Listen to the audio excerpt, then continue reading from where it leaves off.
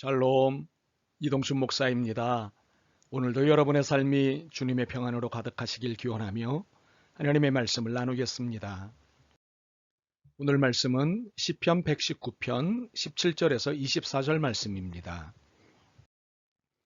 주의 종을 후대하여 살게 하소서. 그리하시면 주의 말씀을 지키리이다. 내 눈을 열어서 주의 율법에서 놀라운 것을 보게 하소서.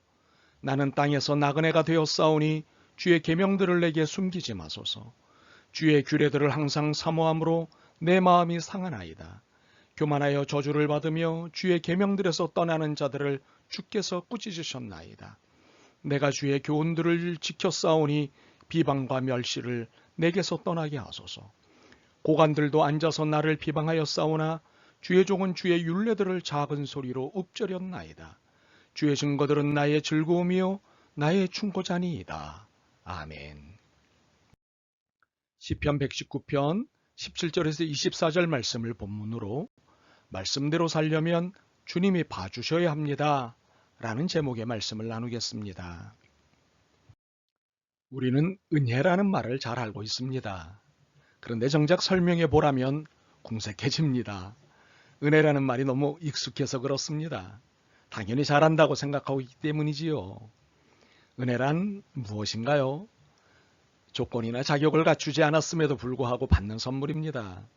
우리가 하나님께 잘한 것도 없음에도 불구하고 하나님께로부터 받는 호의입니다. 사실 우리는 하나님의 이 호의, 선물로서의 은혜 덕에 살아갑니다. 네, 수고와 노력이 필요한 삶이지만 이것조차도 하나님의 은혜에 속하는 것입니다. 그러므로 그 어느 경우에도 우리는 하나님의 은혜 중에 있는 삶입니다. 더욱이 말씀대로 살려면 더욱더 하나님의 호의가 필요합니다. 왜냐하면 우리는 안팎으로 영적 방해자들과 함께 있기 때문입니다. 안으로는 말씀보다는 다른 것에 관심이 더 많은 내 자신이 방해자입니다. 밖으로는 말씀대로 사는 것을 적극 방해하는 영적 회방꾼들이 도처에 있습니다. 이렇게 우리는 안팎으로 방해자들에게 우겨쌈을 당한 상태입니다. 그러므로 말씀대로 살려면 하나님의 은혜가 더욱 필요합니다. 시편 기자는 오늘 본문에서 이 사실을 생생하게 증언하고 있습니다. 뿐만 아니라 이에 따른 바른 신앙 자세를 보여주고 있습니다. 시편 기자는 무엇보다 하나님의 후대가 필요함을 역설하고 있습니다. 17절입니다. 주의 종을 후대하여 살게 하소서. 그리하시면 주의 말씀을 지키리이다. 후대란 친절을 말합니다. 부드럽고 관대한 서비스를 말합니다. 사고를 쳤거나 당했을 때 보통 당황하게 됩니다. 상황이 정리가 잘 안 되고 어려움을 겪습니다. 그때 친절을 만나면 천사를 만난 것입니다. 은혜입니다. 이해를 돕기 위해 시편 116편 7절을 보겠습니다. 내 영혼아 내 평안함으로 돌아갈지어다. 여호와께서 너를 후대하심이로다. 이를 우리가 이해하기 쉬운 내용으로 읽어볼까요? 주님께서 나에게 친절하게 하시니 내가 더 이상 걱정할 필요가 없도다. 어떻습니까? 덕분에 17절이 좀 더 잘 이해되지 않습니까? 주의 종을 후대하여 살게 하소서.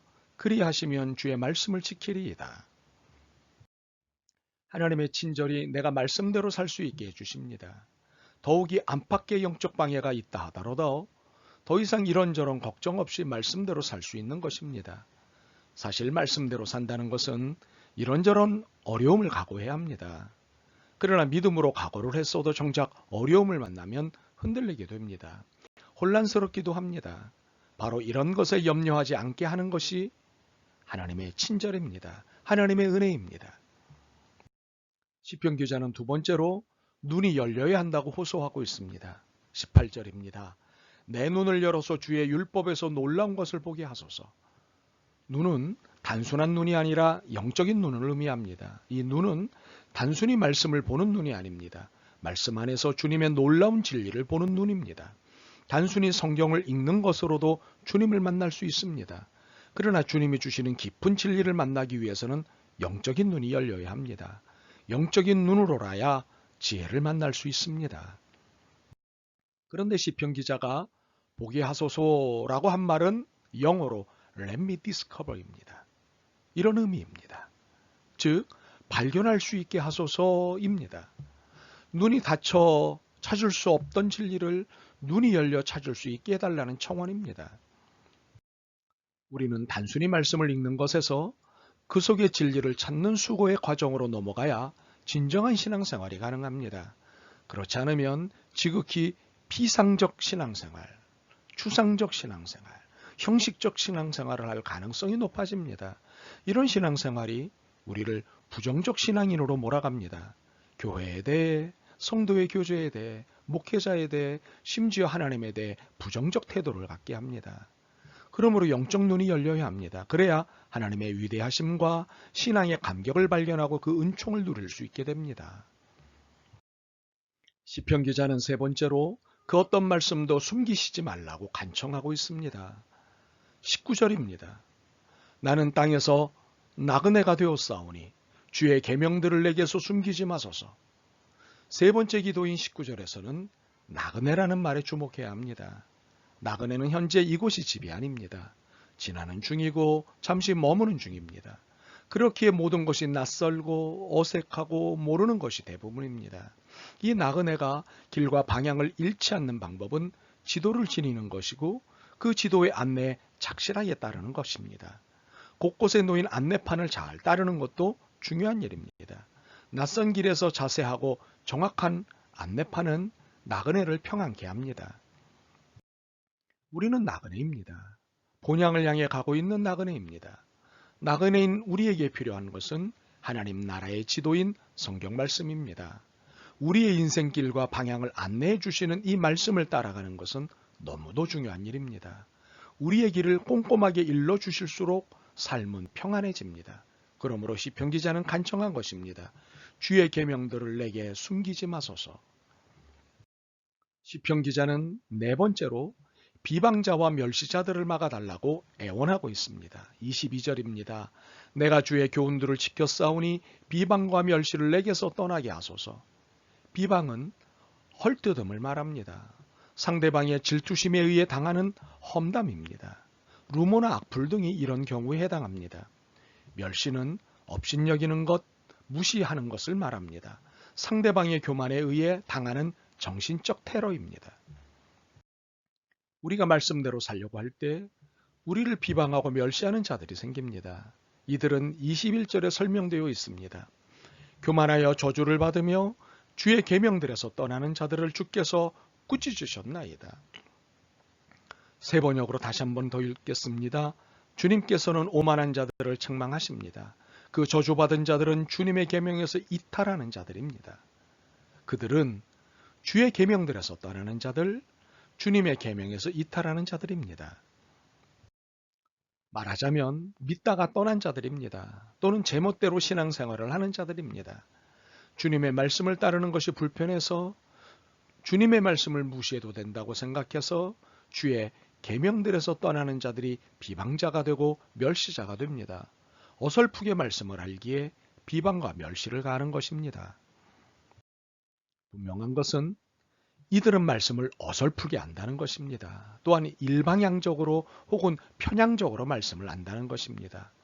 사실 말씀은 다방향적이고 다각적인 측면을 갖기도 한데 말입니다. 이런 어설픔이 교만을 낳고 교만이 하나님의 저주를 받게 되는 것입니다. 타락한 천사의 전형입니다. 이렇게 우리는 어설프게 말씀을 아는 이들로부터 비방과 멸시를 받을 수 있습니다. 그런데 이들의 비방과 멸시가 어처구니 없음에도 아프고 힘듭니다. 그래서 이들이 없어졌으면 좋겠습니다. 그러나 이들은 없어지지 않습니다. 이유는 여러 가지지만 이들이 있어야 우리의 믿음이 견고해지기 때문입니다. 예수님께서 들려주신 알곡과 가라지의 비유가 이에 적절합니다. 가라지 덕의 알곡이 소중한 것을 알 수 있습니다. 그래서 우리는 시편 기자의 23절의 태도를 배워야 합니다.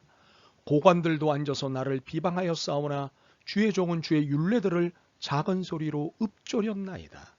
무슨 태도입니까? 비방 앞에 초연히 말씀을 읊조리는 것입니다. 진리의 말씀에 붙들려 비방을 견디는 것입니다. 심지어 그 비방이 타당한 것인지 여부를 살펴보기도 하는 것입니다. 그 비방이 타당하면 수용하고 그 비방이 옳지 않으면 그들을 위해서 기도하고 하며 말입니다. 분명 말씀대로 사는 것이 정답입니다. 그러나 말씀대로 사는 것은 쉽지 않습니다. 영혼의 나그네로 사는 우리에게는 모든 것이 낯설고 어렵고 곤혹스럽습니다. 그렇게 하나님의 은혜가 덧입혀져야 제대로 말씀대로 살 수 있습니다. 참으로 은혜는 말씀대로 살 때만이 많은 것이 아니라 말씀대로 살기 위해 덧입혀 주셔야 하는 것이기도 합니다. 하나님의 은혜는 이렇게 우리의 삶에 전방위적이십니다. 이것을 인정하는 것이 신앙이고 이것을 표현하는 것이 신앙생활입니다. 주의 증거들은 나의 최고의 즐거움이요 나의 충고자니이다. 24절입니다. 말씀대로 사는 은혜, 말씀대로 살게 하시는 은혜가 여러분에게 늘 있기를 소망합니다. 아멘.